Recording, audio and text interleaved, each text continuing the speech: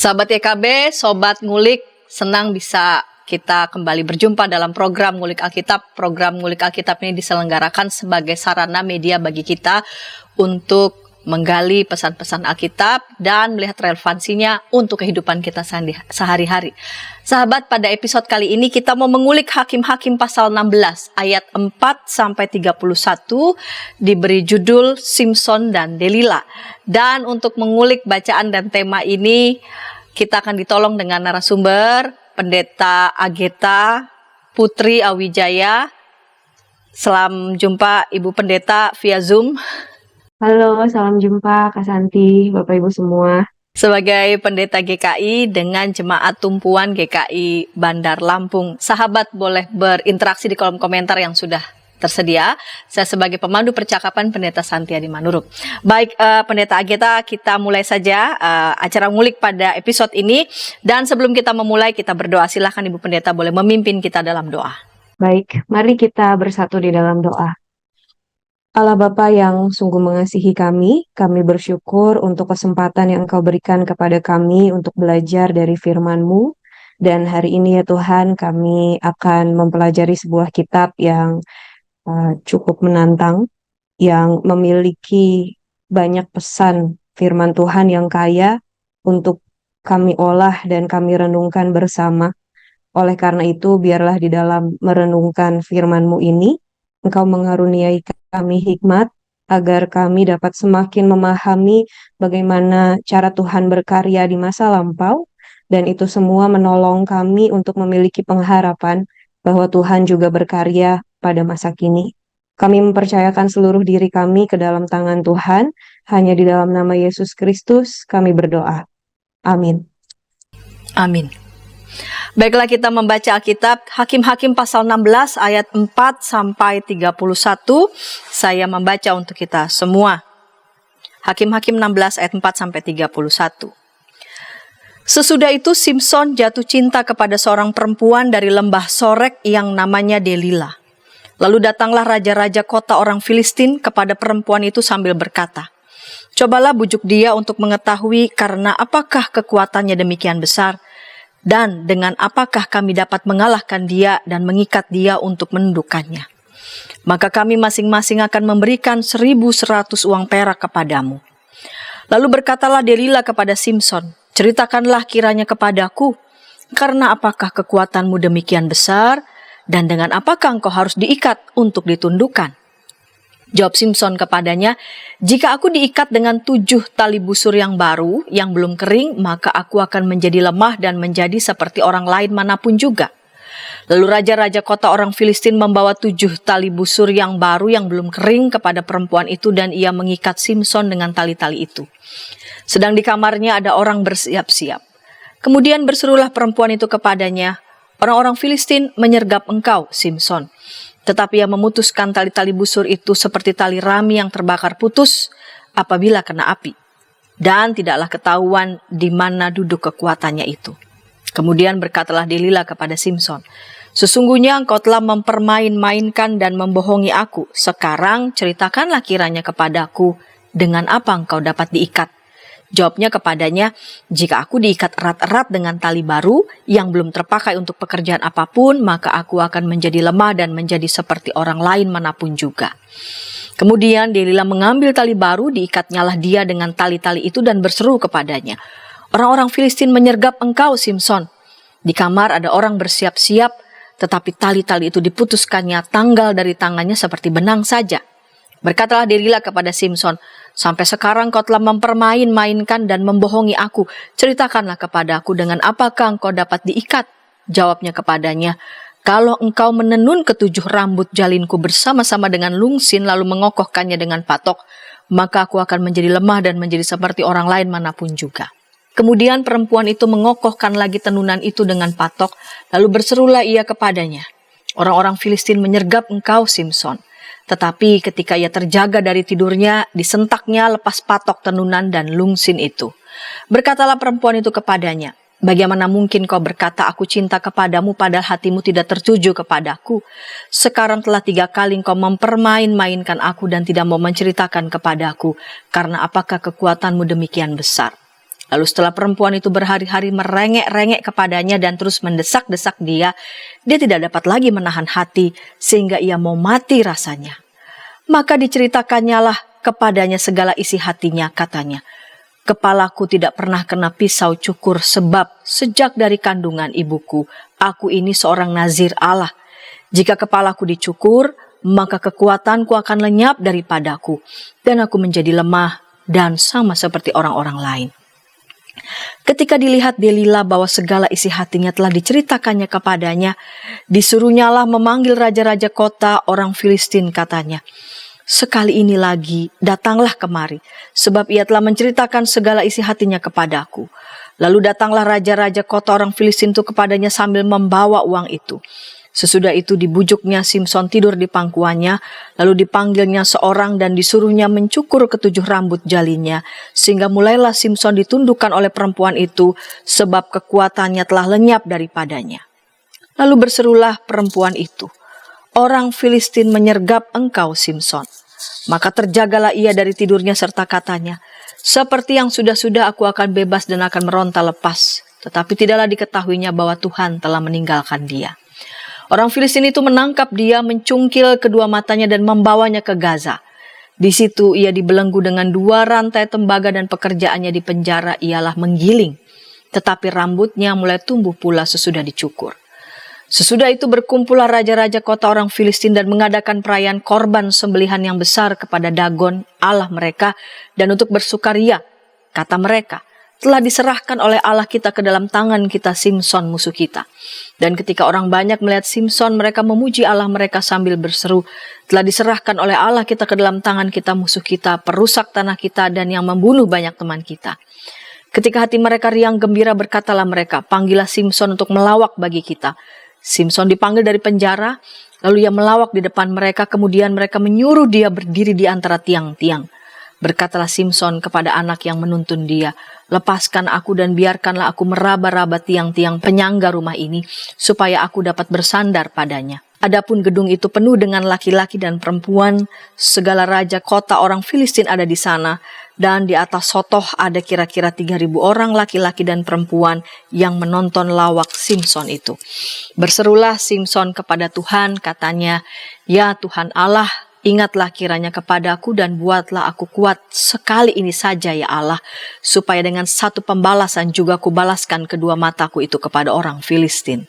Kemudian Simson merangkul kedua tiang yang paling tengah penyangga rumah itu, lalu bertopang kepada tiang yang satu dengan tangan kanannya dan kepada tiang yang lain dengan tangan kirinya. Berkatalah Simson, "Biarlah kiranya aku mati bersama-sama orang Filistin ini." Lalu membungkuklah ia sekuat-kuatnya, maka rubuhlah rumah itu menimpa raja-raja kota itu dan seluruh orang banyak yang ada di dalamnya. Yang mati dibunuhnya pada waktu matinya itu lebih banyak daripada yang dibunuhnya pada waktu hidupnya. Sesudah itu datanglah ke sana saudara-saudaranya dan seluruh keluarganya. Mereka mengangkat dia dan membawanya dari sana, lalu menguburkannya di antara Zora dan Eshtaol di dalam kubur Manoah ayahnya. Dia memerintah sebagai hakim atas orang Israel 20 tahun lamanya. Ya, Pendeta Ageta, di segmen yang pertama ini saya mau memulai dengan pertanyaan. Kisah tentang Simson dan Delila ini dicatat dalam kitab Hakim-Hakim. Di segmen yang pertama ini, bisakah Pendeta Ageta boleh menjelaskan kepada kita semua ya, juga kepada para sobat ngulik dimanapun berada, konteks umum kitab Hakim-Hakim ini? Ya, baik. Memang figur Simpson ini kan figur yang unik ya, dan nanti di segmen berikutnya saya mungkin akan tanya juga ke Pendeta Santi. Menurut Pendeta Santi dan mungkin juga Bapak Ibu semua, sosok Simpson ini kayak apa sih? Dan dia tercatat sebagai stand up comedian terawal kayaknya ya di dalam Alkitab ya, karena dia melawak untuk orang-orang Filistin. Itu sangat sangat unik. Dan mungkin kita nanti bisa renungkan juga apakah kita lebih banyak berempati dengan sosok ini atau justru tergelitik dengan tingkah polanya yang dicatatkan dalam Alkitab. Tapi sebelum itu, benar Pendeta Santi menyampaikan kita perlu lihat dulu konteks atau situasi yang lebih luas untuk bisa memahami cerita Simpson ini, karena cerita Simpson ini dicatat di kitab Hakim-Hakim, kitab yang juga cukup menantang untuk ditafsir, tidak mudah pastinya. Yang pertama karena banyaknya kisah kekerasan yang disampaikan di dalamnya.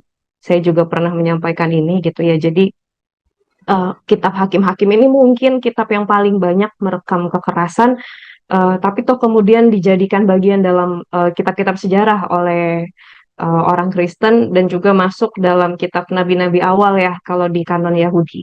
Dan uh, yang lebih menantang lagi adalah ending dari kitab ini itu bukan happy ending. Maksudnya biasanya kan kalau kita melihat banyaknya tragedi, kita mengharapkan akhir yang bahagia. Tapi justru akhir kisah ini menunjukkan bahwa kondisi bangsa Israel saat itu di tanah perjanjian semakin parah gitu ya. Jadi dekadensi moral, kalau kita bisa bilang gagasan umumnya kitab Hakim-Hakim itu dekadensi atau penurunan kondisi moral Israel itu justru berujung pada perang saudara dan ditutup dengan sebuah statement yang meresahkan ya. Setiap orang melakukan apa yang benar menurut pandangannya sendiri. Dan kenapa kitab Hakim-Hakim dirangkai sedemikian rupa? Mungkin untuk bisa memahaminya kita tidak bisa melepaskan Hakim-Hakim dari kitab-kitab yang lain, khususnya yang sebelumnya. Yaitu kita bisa lihat kitab Ulangan dan Yosua juga. Kalau dulu saya pernah menyampaikan, kalau mau baca kitab Hakim-Hakim supaya lebih paham, bacalah beriringan dengan kitab Ulangan.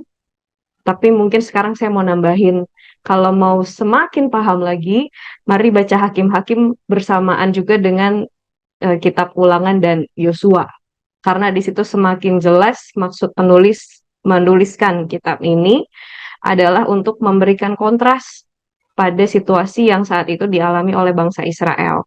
Kalau di dalam kitab Ulangan kita melihat perintah Allah ya, mungkin kita bisa bilang ini kitab ringkasan Taurat gitu, Ulangan. Di Yosua kita melihat apa yang terjadi apabila bangsa Israel taat dan memegang perjanjian. Jadi di kitab Yosua itu banyak kisah kemenangan Israel yang terjadi bukan karena kekuatan mereka, tapi karena cara Allah dalam memenangkan mereka di dalam peperangan. Dan di kitab Hakim-Hakim kita melihat yang sebaliknya. Apa yang terjadi pada bangsa Israel ketika mereka tidak setia pada perjanjian. Jadi itulah kenapa kitab ini diakhiri dengan cara yang tidak bahagia. Kira-kira garis besarnya seperti itu. Ya, jadi jika ingin memahami begitu ya makna dari kitab Hakim-Hakim, karena tadi Pendeta Ageta sudah menjelaskan di kitab Hakim-Hakim memang begitu banyak peristiwa kekerasan dicatat dan Israel mengalami dekadensi moral, maka kita perlu untuk membaca juga kitab Ulangan dan kitab Yosua supaya bisa memberikan gambaran yang utuh. Dan kita mau masuk ke satu tokoh yang dicatat dalam kitab Hakim-Hakim tentang Simpson, dan kita mau mendengarnya siapa dia, lalu kemudian seperti apa relasi Simpson dan Delila ini yang sepertinya kok khusus ya dicatat dalam kisah ini, bahkan diberi judul Simpson dan Delila. Dan ini juga jadi judul episode Ngulik Alkitab pada episode kali ini. Namun sebelumnya kita dengarkan pesan-pesan berikut ini. Dari kungkungan malam gelap. Nyanyikanlah nyanyian baru. Setiap hari Rabu, pukul 12 waktu Indonesia Barat. Dapat Anda nikmati di channel Lagu Rohani YKB GKI TV.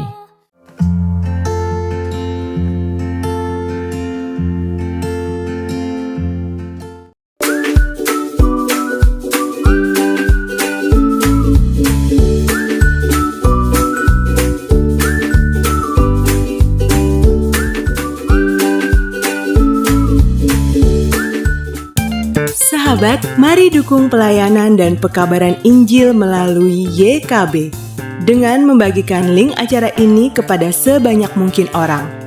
Dukungan juga dapat saudara lakukan dengan mentransfer dukungan finansial ke rekening BCA ke nomor 450 305 2990 450 305 2990 atas nama Yayasan Komunikasi Bersama.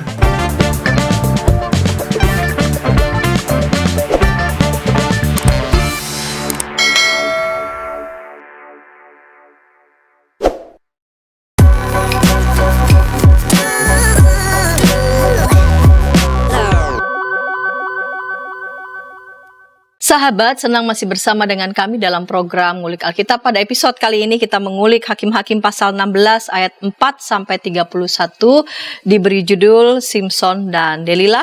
Saat ini kita sudah memasuki segmen yang kedua. Sahabat boleh berinteraksi di kolom komentar yang tersedia, menyampaikan tanggapan ataupun respons yang berkenaan dengan ulikan pada episode kali ini. Pendeta Geta, kita lanjutkan segmen yang kedua. Kita mau lihat Simson ini. Simson dicatat dalam kitab Hakim-Hakim sebagai salah satu tokoh ya. Jadi kan tidak semua keseluruhan pasal dalam kitab Hakim-Hakim mencatat khusus hanya soal Simson begitu. Tapi dia salah satu tokoh yang dicatat dalam kitab Hakim-Hakim. Bagaimana status posisinya nih dengan beberapa tokoh-tokoh lain yang dicatat dalam kitab Hakim-Hakim? Ya, betul, Pendeta Santi. Jadi Simson ini kan sebetulnya salah satu dari sekian banyak hakim yang memerintah Israel pada masa ketika mereka sudah memasuki tanah perjanjian. Dan kalau kita perhatikan dari pasalnya, cerita Simson itu kan dimulai di pasal ke-13. Artinya dia termasuk hakim-hakim yang belakangan begitu ya. Kalau yang awal-awal kan ada Otniel, Ehud, dan Deborah dan Barak dan seterusnya. Dan kalau kita lihat tadi kitab Hakim-Hakim ini mau menunjukkan dekadensi moral Israel, artinya ceritanya makin ke belakang itu moralnya makin buruk gitu ya, bukan makin baik. Kita bisa bayangkan bahwa Simson ini memerintah di masa yang mungkin bisa dibilang lebih parah daripada yang lainnya begitu. Dan memang genre sebagai genre epik ya sebenarnya Hakim-Hakim ini, epos yang menceritakan kisah kepahlawanan para hakim. Dan kalau epos itu beda dengan mitologi. Kalau mitologi itu kan semua tokoh itu mungkin dicerminkan dengan kesempurnaan, tapi kalau epos itu kan diceritakan apa adanya gitu ya, seperti manusia pada umumnya. Di sini pun kita bisa melihat kemanusiaan Simson dan juga para hakim lain, dan itu mungkin bisa dibilang dituliskan juga dengan agenda begitu. Karena selain kepentingan teologis yang tadi kita bahas di segmen 1, sebenarnya para penulis kitab Hakim-Hakim ini juga punya agenda politis, yaitu mau bilang bahwa Israel ini berantakan kondisinya karena mereka nggak punya raja. Jadi hakim-hakimnya pun ditunjukkan bukan hanya kepahlawanannya, tapi juga kelemahan mereka. Mungkin kita bisa menyebut Yefta yang mengorbankan anaknya. Itu juga kan salah satu hakim yang diceritakan kehidupannya apa adanya gitu ya. Dan yang lain ini adalah Simson. Itu semua karena mereka itu mau bilang bahwa kami ini butuh raja loh. Dan kebutuhan akan sosok raja sebagai pemimpin itu meskipun baru diungkapkan pada masa Samuel, tapi sebetulnya sudah dibahas pada masa hakim-hakim. Mungkin yang paling awal yang bisa kita lihat itu adalah di dalam kisahnya Gideon ya, di Hakim-Hakim 8 ayat 22. Bolehkah Kak Santi bacakan? Ya, Hakim-Hakim 8 ayat 22. Kemudian berkatalah orang Israel kepada Gideon, biarlah engkau memerintah kami, baik engkau, baik anakmu maupun cucumu, sebab engkaulah yang telah menyelamatkan kami dari tangan orang Midian. Nah, ini kan berarti sudah ada lamaran ya kepada Gideon, ayolah jadi raja, nanti bangun dinasti, anak cucumu juga akan jadi pemimpin atas kami, begitu. Dan di setelahnya juga ada Abimelek yang sempat jadi raja, tapi mungkin bukan untuk semua kaum ya, karena dia jadi rajanya di Sikem yang diduduki itu berarti di Israel Utara. Nah, artinya si penulis kitab Hakim-Hakim ini juga mau mau menyampaikan bahwa ya sampai ada raja ya kami akan terus begini, karena hakim-hakimnya pun sebenar-benarnya tidak ada yang flawless begitu ya, dan yang benar juga nggak mau jadi raja, kira-kira begitu. Nah, dan sampailah kita pada kisah Simpson yang juga memimpin sebenarnya cukup lama ya, 20 tahun. Eh, dan dia juga hidupnya berakhir dalam perlawanannya dengan orang Filistin. Kira-kira begitu posisi dia. Baiklah, lalu kemudian Simpson sendiri dia itu siapa sesungguhnya, dan apa perannya dalam konteks pencatatan yang dicatat dalam kitab Hakim-Hakim pasal 16 ini. Oke, mungkin sebelum kita masuk ke siapa Simpson, seperti tadi saya mau tanya dulu sama Pendeta Santi ya. Seperti apa sih sosok Simpson yang di bayangan Pendeta Santi? Mungkin Bapak Ibu juga sambil bisa membayangkan. Kan dulu ada tuh gambar-gambar di sekolah minggu ya, kayaknya ototnya gede, gondrong gitu. Kira-kira karakter seperti apa yang dimiliki oleh orang seperti Simpson?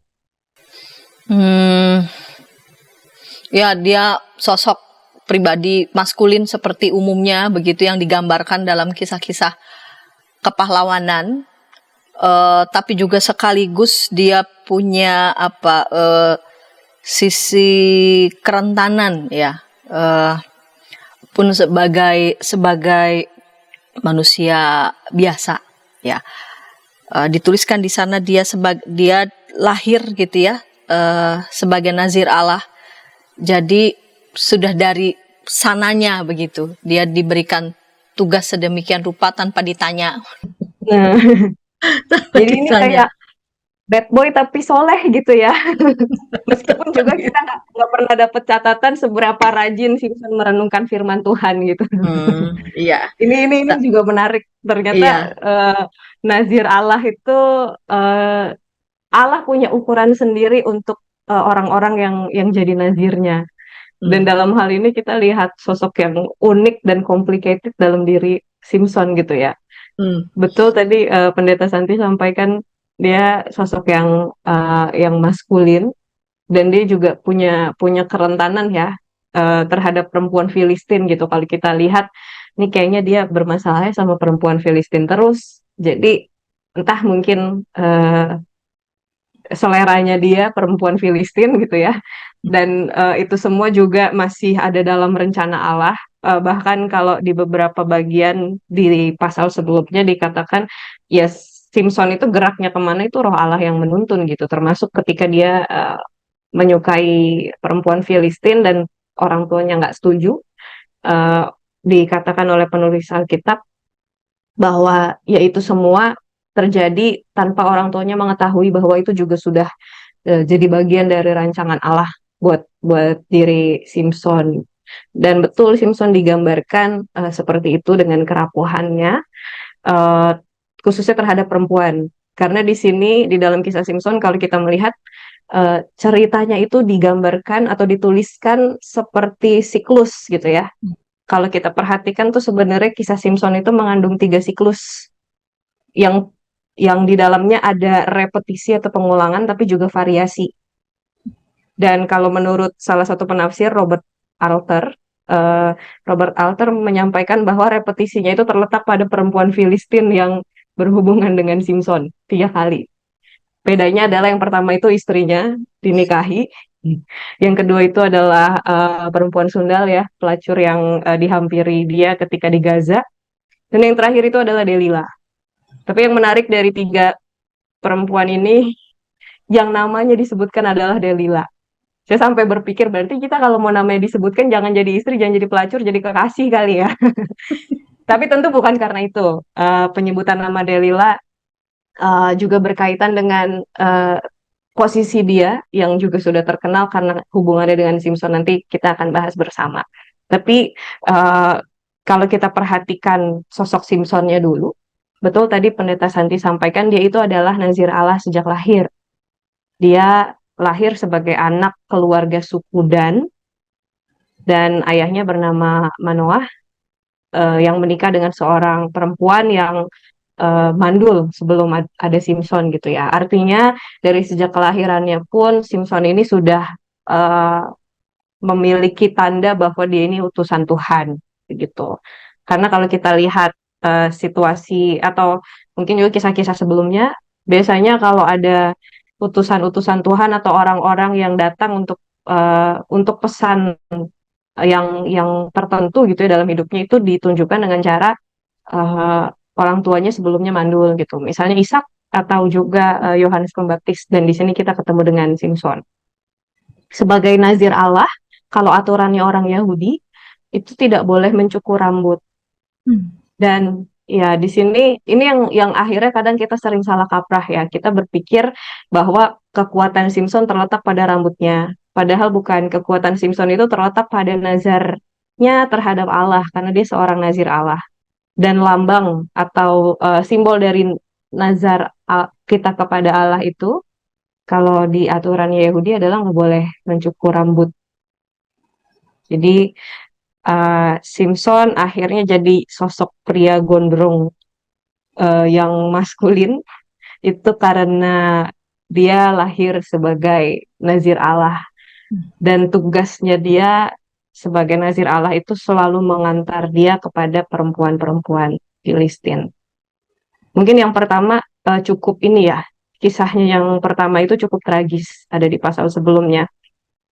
Kalau tadi kita melihat Pendeta Santi menyampaikan dia sosok yang maskulin, benar, dia juga saking maskulinnya ketika dia mau menikahi orang Filistin dan ditentang oleh orang tuanya, dia nekat aja gitu ya, dan dia berani menantang eh, para pengiring yang waktu itu jadi pengiring pengantin yang dipilih buat Simpson, ada 30 orang, untuk merampas dari mereka baju-baju dan jubah-jubah. Dan itu terjadi dalam kisah teka-teki Simpson. Ini jadi siklus yang pertama sebetulnya. Dan ini akan terulang pada masa Delila dengan variasi. Jadi kalau di siklus yang pertama itu ceritanya Simpson ngasih teka-teki, kalau misalnya orang-orang Filistin yang jadi pendampingnya itu bisa jawab, mereka akan dikasih baju satu orang satu gitu ya. Zaman dulu kan mungkin baju mahal. Tapi kalau mereka nggak bisa jawab, mereka harus kasih ke Simpson masing-masing orang satu baju. Dan karena mereka tidak bisa menjawab, mereka mendesak istri Simpson untuk bertanya kepada Simpson apa jawabannya, dengan mengancam kalau dia tidak mau memberikan jawabannya, dia akan mati dibakar bersama dengan ayahnya dan seisi rumahnya. Artinya perempuan-perempuan yang berhubungan dengan Simpson juga ada pada posisi yang rentan sebetulnya. Makanya itu juga mungkin kalau di siklus yang kedua ketika dia menghampiri pelacur gitu ya, pelacurnya itu nggak segan-segan melaporkan waktu Simpson tidur dengan dia gitu, karena bisa jadi kalau nggak lapor malah si pelacur itu yang kena kena efeknya. Jadi para perempuan yang berhubungan dengan Simpson juga ada pada posisi yang tidak mudah. Mungkin sampai situ dulu. Oke. Menarik tadi Pendeta Ageta menjelaskan ya, kekuatan orang seringkali salah kaprah seolah-olah kekuatan Simpson ada pada rambutnya. Ya, padahal sebagai nazir Allah memang menurut tradisi ia tidak boleh mencukur rambut. Ya, kalau kekuatan pada rambut berarti seolah-olah jimat ya. Padahal utamanya yaitu ada pada tradisi yang memang dihidupi, seorang nazir Allah tidak boleh mencukur rambutnya. Dan tadi Pendeta Ageta sudah menjelaskan sedikit tentang siklus yang pertama, begitu, dan tragisnya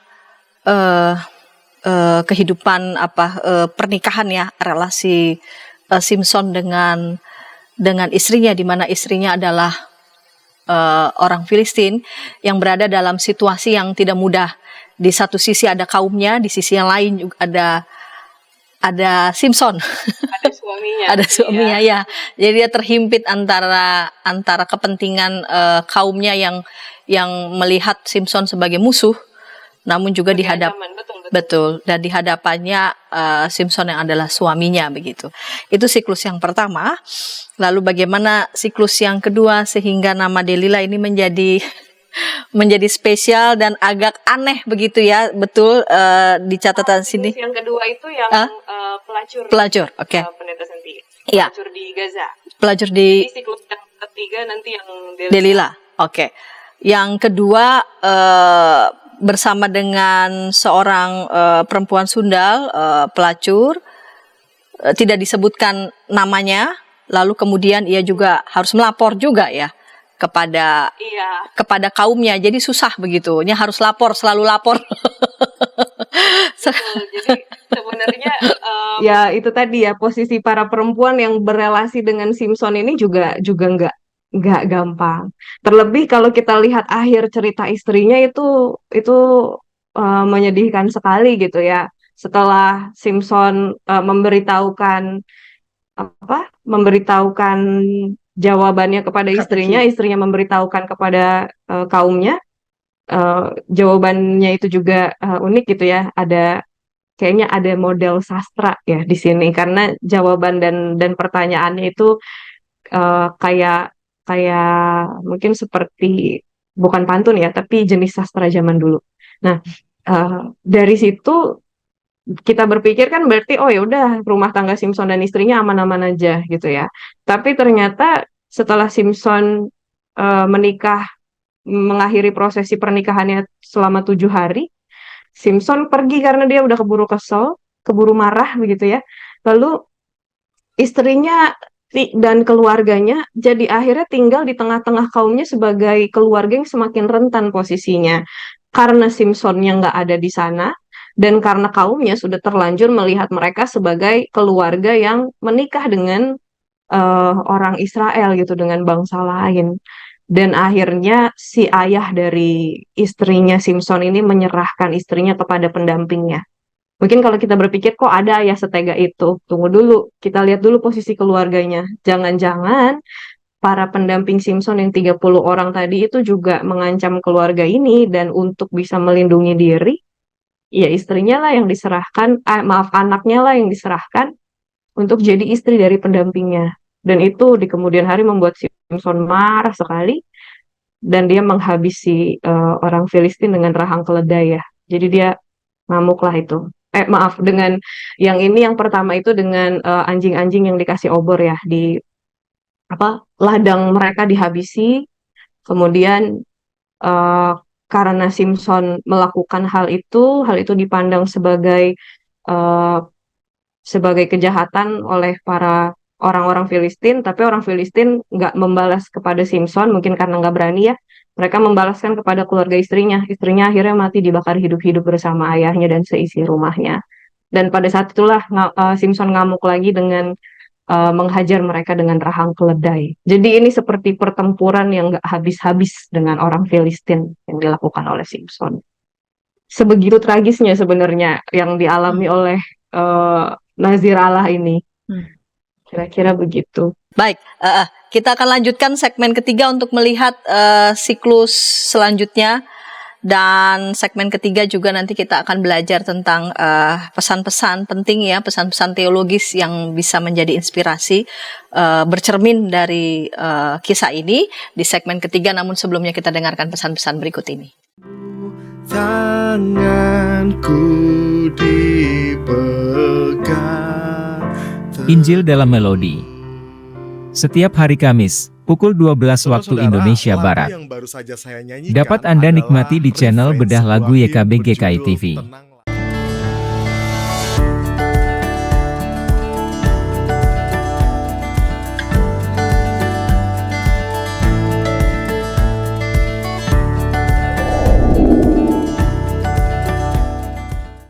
Sahabat, mari dukung pelayanan dan pekabaran Injil melalui YKB dengan membagikan link acara ini kepada sebanyak mungkin orang.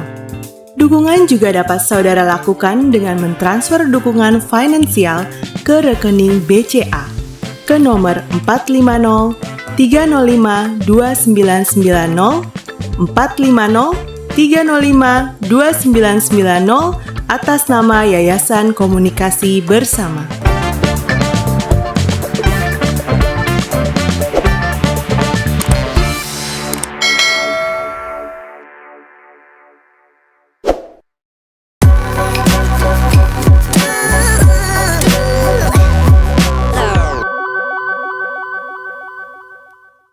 Sahabat, sobat ngulik dimanapun berada, senang masih bersama dengan kami dalam program Ngulik Alkitab.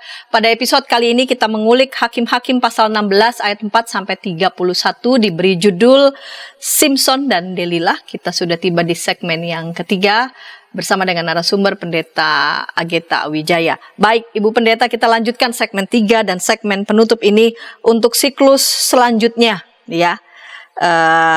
Pas diberi judul juga Simson dan Delilah. Tentang Simson Pendeta Ageta sudah menjelaskan panjang begitu, tapi tentang Delilah sehingga namanya pun menjadi dieksplisitkan, ya. Jarang-jarang nama perempuan dieksplisitkan di Alkitab, apalagi ini Perannya Israel juga ya. ya, perannya menarik dalam kehidupan Simson. Mari Pendeta Ageta.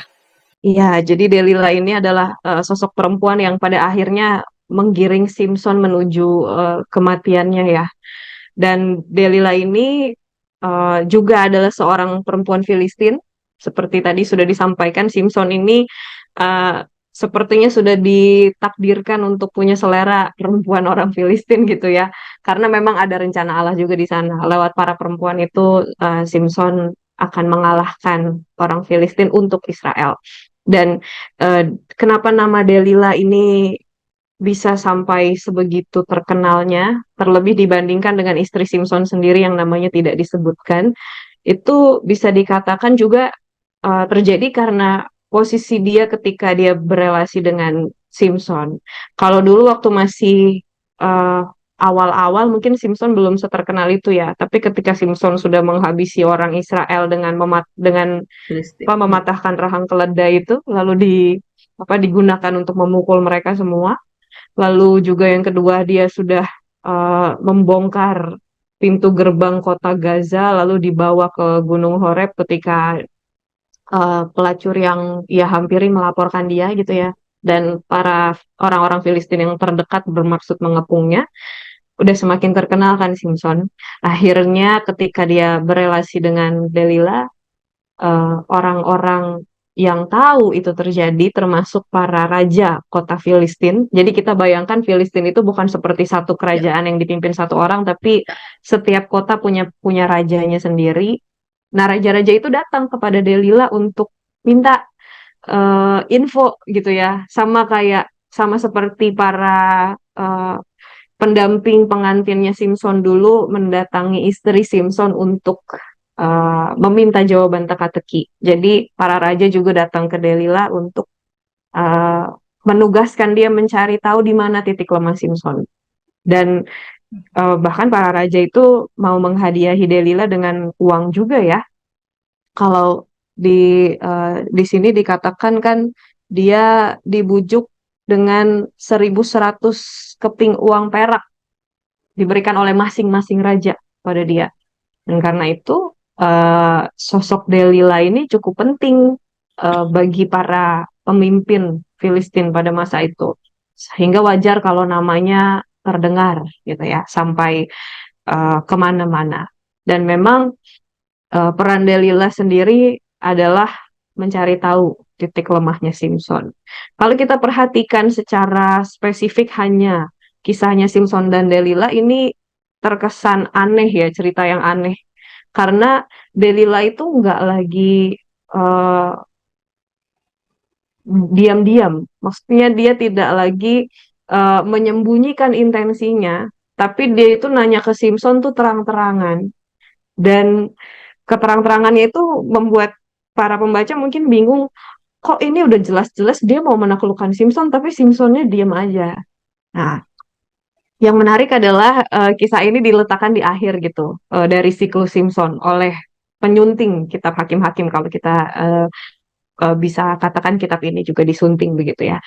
Nah, dari sini kan kita bisa memahami akhirnya bahwa kisah ini terjadi sesudah Simpson melihat kematian istrinya yang cukup tragis gitu. Jadi jangan dibayangkan Simpson juga dalam keadaan baik-baik saja gitu. Dia pernah mengalami hal yang kurang lebih sama, yang berakhir dengan tidak baik ketika dia menahan diri untuk menyampaikan jawaban, sehingga ketika Delila mendesak dia, 4 kali mendesak ya, yang 3 kali gagal, yang satu berhasil untuk menunjukkan kelemahannya. Akhirnya Simpson tidak berkeras hati untuk nggak ngasih tahu. Tapi Simpson menggunakan cara yang lain, yaitu mengelabui Delila. Dia sudah belajar dari pengalamannya. Kalau dia diem aja, nanti bisa-bisa Delila yang diancam akan dibunuh. Jadi dia memberitahukan itu, tapi dia tidak menjawab dengan jujur. Kalau jawaban yang pertama itu kan yang jadi kelemahan dia, kalau Simpson diikat dengan 7 tali busur ya. Lalu yang berikutnya, kalau dia diikat dengan tali yang baru yang tidak pernah eh, eh, digunakan begitu. Dan yang ketiga, maaf, eh, Simpson menyampaikan dia akan menjadi lemah kalau ketujuh rambut jalinnya ditenun dengan lungsin dan dikokohkan dengan patok. Jadi kalau rambutnya disangkutin gitulah ya kira-kira. Tapi ternyata tiga-tiganya berhasil dipatahkan oleh Simpson. Dan sampai di situ ya akhirnya Delila merengek-rengek lagi. Saya nggak bisa bayangkan situasinya Simpson ketika dia melihat Delila merengek-rengek. Mungkin dia ingat juga dengan istrinya yang dulu menangis karena eh, takut dibunuh gitu ya oleh orang-orang orang-orang sebangsanya yang waktu itu mendampingi Simpson dalam pernikahannya. Makanya dikatakan di situ Simpson rasanya sampai kayak mau mati. Ya, mungkin ini juga peristiwa traumatis yang nggak bisa dia lupakan begitu saja gitu, kematian istrinya. Dan karena itu akhirnya Simpson mengatakan apa yang jadi kelemahannya, yaitu bahwa dia adalah Nazir Allah sejak lahir. Eh, Pertama identitasnya dulu ya sebagai Nazir Allah. Dan dia menyederhanakannya sebenarnya buat Delila dengan mengatakan bahwa kalau rambut saya dicukur nanti kekuatan saya hilang. Dan karena itu akhirnya kita berpikir, oh itu karena rambutnya. Padahal sebenarnya eh, dia mengatakan itu karena dia sedang menjelaskan konsep nazar pada orang Filistin yang mungkin nggak paham juga. Dan akhirnya Delila mencukur rambut Simpson. Jadi cerita ini terkesan janggal karena memang kita perlu membacanya sebagai siklus yang ketiga begitu dengan adanya kisah-kisah sebelumnya. Lalu itu membawa Simpson pada kekalahan ya, dan akhirnya dia dipenjara dan dicungkil matanya. Jadi sosok hakim yang sangat kuat, yang tadi Pendeta Santi bilang maskulin gitu ya, pada akhirnya menjadi seorang tahanan yang harus bekerja di penggilingan. Dan pada saat itu ternyata ceritanya belum berakhir karena rambut Simpson tumbuh. Kemudian dia mendapatkan kesempatan untuk uh, meraih kembali uh, kesempatan membalas gitu ya, pada saat para Filistin, orang-orang Filistin mempersembahkan persembahan kurban kepada Dagon. Jadi di sini kita bisa melihat bahwa sebenarnya persoalannya Filistin dengan Israel itu bukan cuma people to people, bukan cuma rakyat dengan rakyat, tapi juga Tuhan dengan Tuhan atau Allah dengan Allah. Tuhannya orang Filistin dengan Tuhannya orang Israel, menurut pandangannya penulis Hakim-Hakim. Kalau dulunya Allah Israel direndahkan dengan orang Filistin mungkin mengambil tabut perjanjian, pada saat inilah dengan kekuatan yang diberikan lagi kepada Simpson, ketika dia dibawa ke kuil Dagon untuk melawak di sana, dengan itu juga kuil Dagon beserta dengan isi-isinya semuanya dihancurkan. Dan tibalah kisah ini pada akhir dari cerita Simpson gitu ya, bahwa Simpson akhirnya meninggal bersama-sama dengan orang-orang yang uh, datang ke kuil Dagon, dan dipercaya itu terjadi dengan menghabiskan korban lebih banyak dari semua yang pernah Simpson bunuh semasa dia hidup. Jadi endingnya adalah Allah yang tadinya berpaling pada Simson karena melihat Simson tidak setia pada perjanjiannya ketika Simson menceritakan tentang nazarnya dan rambutnya yang harus dicukur. Akhirnya Allah bermurah hati lagi gitu dengan uh, mengembalikan kekuatannya Simson untuk sekali itu saja dipakai menghancurkan kuil Dagon beserta isinya. Itu akhir dari cerita Simson. Menarik ya, complicated. Jadi cerita yang kita baca tuh seolah-olah ini Simpson bodoh, seolah-olah bodoh sekali karena kan terlalu terbuka ya. Sama sekali Delila tidak belajar sebagai mata-mata spionase mana begitu yang mencoba untuk cari tahu dengan cara yang sangat jenius ya. Kok ini kok kita mau bilang apa, semacam bodoh sekali, tapi memang complicated begitu ya situasinya, sehingga ya itu tadi ya Simpson pun akhirnya memberitahu begitu, karena memang situasi yang memang juga sama-sama tidak mudah begitu ya. Menarik ketika di ending hidup Simpson begitu, ketika dia dijadikan bahan tertawaan. Saya juga bingung melawaknya juga seperti apa. Mungkin mereka tertawa karena memang kondisi Simpson sendiri ya, yang sebelumnya kekar lalu kemudian tiba-tiba tidak berdaya, bahkan kedua matanya dicungkil, itu saja sudah jadi bahan tertawaan begitu, bahwa mereka merasa bahwa mereka sudah menang begitu. Cukup berdiri saja yang tidak berdaya, musuh sudah tidak berdaya dan mereka mentertawakannya ya. Namun di ending hidupnya sendiri dia meminta kepada Tuhan. Pun dalam situasi yang tidak mudah ini pun ternyata dalam situasi di mana Simpson sempat begitu ya meninggalkan Tuhan ya, karena tidak lagi setia pada perjanjian, karena dia sebagai nazir Allah, ternyata Tuhan masih tetap begitu turut campur, tetap bertindak pun dalam situasi yang penuh dengan kekacauan ini. Apa pesannya ini ya, kisah ini buat kehidupan kita sehari-hari? Iya, mungkin dengan kisah complicated ini kita justru bisa punya lebih banyak pengharapan gitu ya. Karena kalau kita renungkan kehidupan kita itu kan memang tidak selamanya segala sesuatu berjalan dengan mulus gitu. Malah banyak hal justru terasa kacau, dan kalau itu sedang terjadi kita kadang enggan untuk, bukan enggan karena nggak mau ya, tapi mungkin kita ragu juga untuk datang kepada Tuhan karena kita berpikir Tuhan masih mau nggak ya menolong dengan situasi udah seberantakan ini. Tetapi dari kisah para hakim khususnya Simpson kita bisa melihat bahwa ternyata ya Allah juga bekerja kok dalam situasi yang sangat-sangat kacau gitu. Bahkan ya kadangkala Allah berkenan memakai manusia yang kacau juga untuk menyatakan kehendaknya dalam situasi yang kacau. Dalam hal ini kan Simpson sebenarnya dengan kehidupannya yang complicated gitu ya, selalu jatuh cinta pada perempuan Filistin yang udah jelas-jelas akan membawa dia pada peperangan tanpa henti dalam kehidupannya. Itu justru dipakai Tuhan untuk membebaskan umat Israel yang saat itu sudah ada dalam kekuasaan Filistin selama 40 tahun. Artinya mungkin kalau kita berhadapan dengan kondisi kacau dalam hidup kita, kita berpikir bahwa wah ini mah udah nggak ada harapan lagi kali. Maksudnya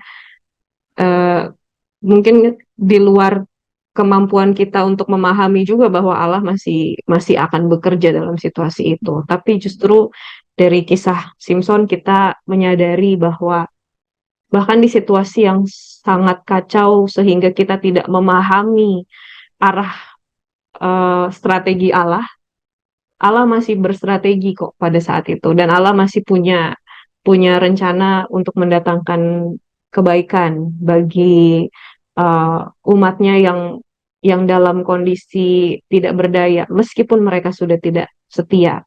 Bukan berarti kita jadi boleh seenaknya dengan Tuhan ya, karena kalau kita tidak setia, nanti Tuhan juga tolong kok.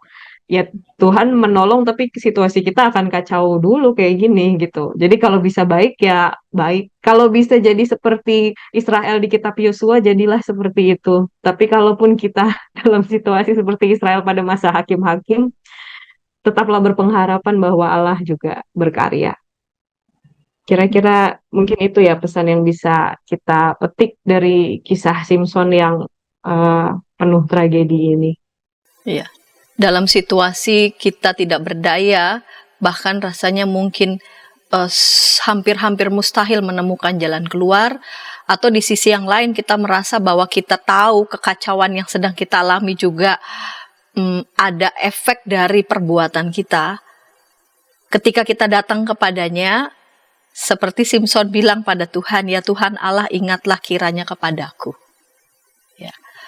Dalam kerendahan hati yang sedemikian, kita percaya Tuhan tetap bertindak untuk menyatakan kehendaknya, kasih dan kebaikannya dalam hidup kita dan juga melalui hidup kita, sehingga nama Tuhan yang dimuliakan. Terima kasih Pendeta Ageta kesediaannya sebagai narasumber di episode kali ini dengan kisah tentang Simpson dan Delila. Dan sahabat, ketika sahabat merasa tayangan ini boleh menjadi berkat bagi para sahabat dimanapun berada, sahabat boleh membagikan tayangan ini kepada sebanyak mungkin orang dan menekan tombol like dan subscribe sehingga sahabat semua boleh mendapatkan update dari tayangan YKB GKI TV. Dan kita mau menutupnya dalam doa. Silahkan Pendeta Ageta boleh menutup dalam doa. Baik, mari bersatu dalam doa.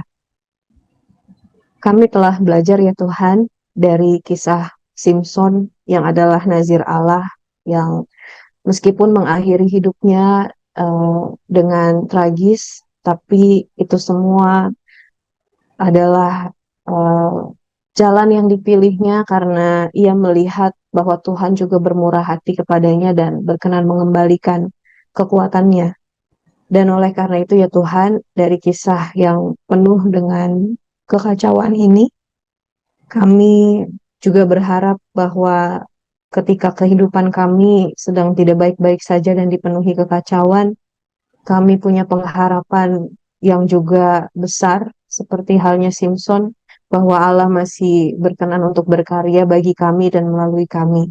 Dan kiranya dengan pengharapan itu, kami semua boleh melanjutkan kehidupan kami dan memulihkannya bersama-sama juga dengan Engkau. Kiranya Engkau juga yang memberkati setiap orang yang mungkin sedang merasakan apa yang dirasakan juga oleh Simpson di dalam ketidakberdayaannya, di dalam situasi yang mungkin sulit untuk ditemukan jalan keluarnya. Dan kiranya dengan Roh Tuhan yang senantiasa bekerja dalam hati kami, mereka yang sedang dalam pergumulan ini pun dapat melihat pengharapan yang dari Tuhan. Sebentar lagi kami akan berpisah satu dengan yang lain. Tolonglah kami agar di dalam kehidupan kami dapat selalu belajar dari firman Tuhan serta memeliharanya. Dan kiranya Engkau juga yang terus mengaruniai kami hikmat agar semakin hari kami dapat semakin memahami kehendak Tuhan. Di dalam Yesus Kristus kami berdoa. Amin. Amin. Sahabat, mari dukung pelayanan dan pekabaran Injil melalui YKB dengan membagikan link acara ini kepada sebanyak mungkin orang. Dukungan juga dapat saudara lakukan dengan mentransfer dukungan finansial ke rekening BCA ke nomor 450 305 2990 450 305 2990 atas nama Yayasan Komunikasi Bersama.